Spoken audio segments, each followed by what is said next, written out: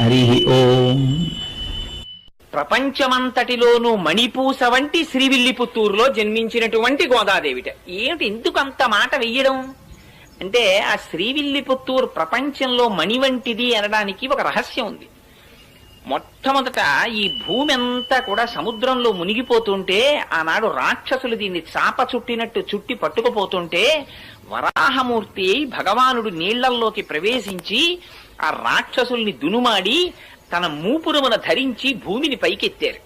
పైకెత్తిన తరువాత భూదేవిని పైకెత్తారు కాబట్టి భూమిని భరించారు కాబట్టి భూమి ఆయనకి భార్య, ఆయన భర్త.